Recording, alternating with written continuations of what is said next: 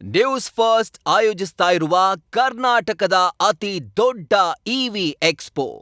ಎಲ್ಲ ಇವತ್ತು ಪುತ್ತೂರು ಶಿಲಾನ್ಯಾಸ ಬಹಳ ಪವಿತ್ರವಾದ ದಿನ ಮಾಡಿದ್ದೀನಿ. ಎಲ್ಲರೂ ಕೂಡ ನಾನು ಹೇಳ್ತಾ ಇದ್ದೀನಿ, ಎಲ್ಲೆಲ್ಲಿ ಕಚೇರಿಗಳನ್ನ ರೆಡಿ ಮಾಡಿದ್ದೀನಿ, ನೀವೆಲ್ಲ ರೆಡಿ ಮಾಡಿಕೊಂಡು ಪ್ರಾರಂಭ ಮಾಡಿ. ಮಿಕ್ಕಿದೊಂದಿನ ವರ್ಚುವಲ್ ಆಗಿ ಅಧ್ಯಕ್ಷರು ಮತ್ತು ರಾಹುಲ್ ಗಾಂಧಿಯವರು ನಾವೆಲ್ಲ ಸೇರಿ ಅದನ್ನು ಮಾಡ್ತೇವೆ. ನೀವು ನಿಮ್ಮ ಕೆಲಸನ ಪ್ರಾರಂಭ ಮಾಡಿ ಅಂತ ಎಲ್ಲರೂ ಕೂಡ ನಾನು ರಿಕ್ವೆಸ್ಟ್ ಮಾಡಿ ಎಲ್ಲರಿಗೂ ಸಂದೇಶ ಕಳಿಸಿದ್ದೀನಿ.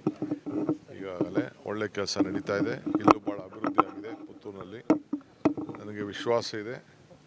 ನಾನು ಏನು ಜನರಿಗೆ ಈ ಜಿಲ್ಲೆಯ ಅಭಿವೃದ್ಧಿ ಬಗ್ಗೆ ಏನು ಮಾತು ಕೊಟ್ಟಿದ್ದೀನಿ ಅದಕ್ಕೆಲ್ಲ ಈಗ ಭೂಮಿಕೆ ಸಿದ್ಧತೆ ಪಡಿಸ್ತಾ ಇದ್ದೀನಿ.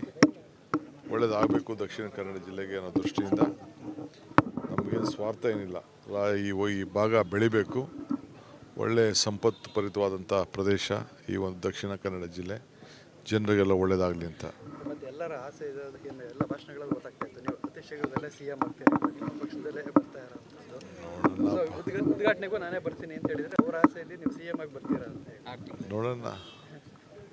ಅವ್ರ ಆಸೆ ಪಡೋರ್ಗೂ ನಾನು ತಪ್ಪು ಅಂತ ಹೇಳೋಕ್ಕಾಗ್ತದ? ಅವ್ರ ಪ್ರಾರ್ಥನೆ, ಪ್ರಯತ್ನ ವಿಫಲ ಆಗ್ಬಾರ್ದು, ಪ್ರಾರ್ಥನೆ ವಿಫಲ ಆಗೋದಿಲ್ಲ ಅಂತ ಹೇಳಿದ್ದೀನಿ. ನೋಡೋಣ. ನ್ಯೂಸ್ ಫಸ್ಟ್ ನಿರ್ಭೀತಿಯಿಂದ ನಿಮ್ಮ ಪರವಾಗಿ.